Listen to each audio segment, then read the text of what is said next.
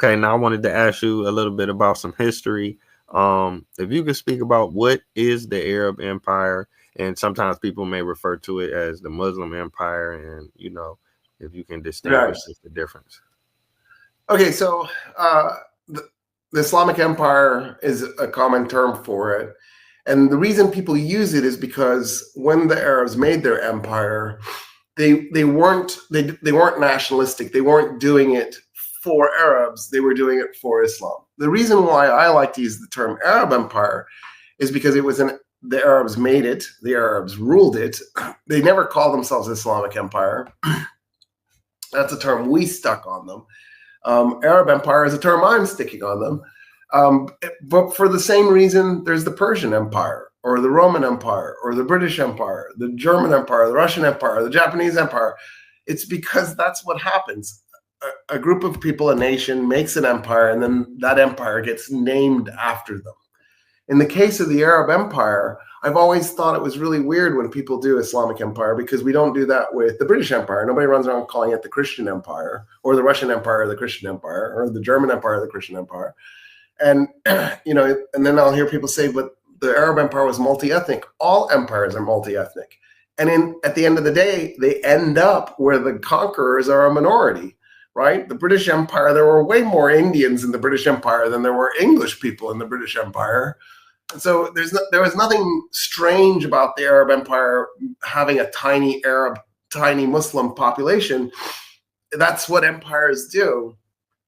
And so I've often wondered if the real reason we don't say Arab Empire is because of anti-Arab hate and anti-Arab bigotry. And so to me, this is just an attempt to push back. The Ottoman Empire, we don't call it the Muslim Empire. We don't, you know what I mean? We don't call the Persian Empire the Zoroastrian Empire. So I don't understand why the Arab Empire is getting this special treatment, especially because I'm not sure it's special in a good way.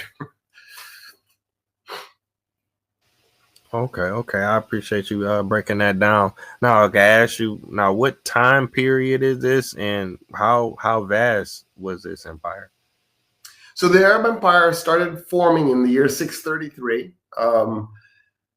To give you a sense of how strange the moment was, so the Prophet Muhammad dies in 632, and he's replaced by a man named Abu Bakr. And Abu Bakr was an older man. He was wise. He was considered by everybody to just be, a devout Muslim and a good person, and wise, right? I said wise already, but I want to say it again because I just want to enforce that he was thought of by the community as being this bastion of wisdom. He does something amazing that had never been done before. He launches armies, I want to say it was 8, in 8 different directions. And his goal is to conquer the Arabian Peninsula. So what is today Saudi Arabia and the GCC. So Bahrain, Qatar, UAE, Oman, Yemen, the whole thing. Yemen isn't part of the GCC, but throw in Yemen too.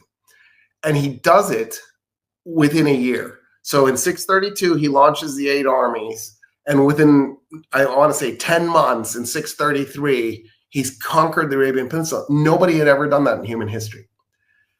One of his armies, it was in the east. It had basically gone through the middle of what is today Saudi Arabia, was led by a general named Khalid ibn al-Walid. And Abu Bakr sent him a letter. And in the letter, he said, keep going. Well, keep going. He'd actually finished conquering Arabia. So keep going meant enter the Persian Empire. And so Khalid takes his armies in 633 into the Persian Empire and begins conquering the Persian Empire. The Persian Empire at that point was on its 4th iteration. There had been 4 different versions of it.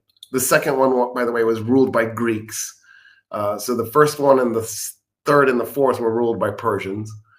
It had been around, if you put all 4 of those together, it had been around for 1,200 years.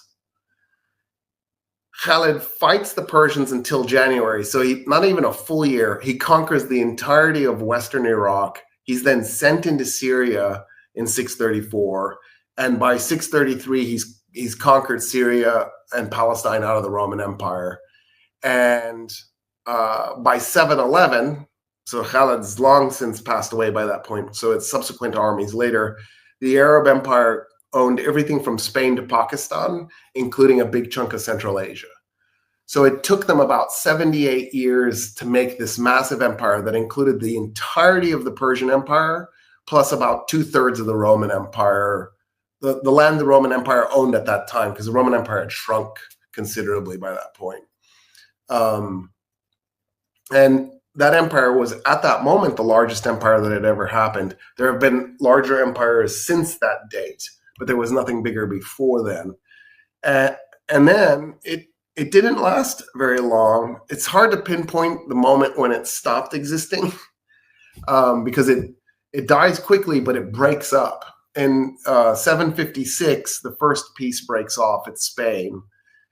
Shortly afterwards, Morocco breaks off. And then in 890, northern Iraq, northern Syria break off. And then in 934, a big chunk of what is today Iran breaks off. So by 934, it had lost a huge portion of the empire. I think it's safe to say by 950, it didn't exist anymore. So it lasted, as a powerful entity, it probably lasted about 200 years. And then there was 100 years of just completely disintegrating where it was no longer a powerful entity.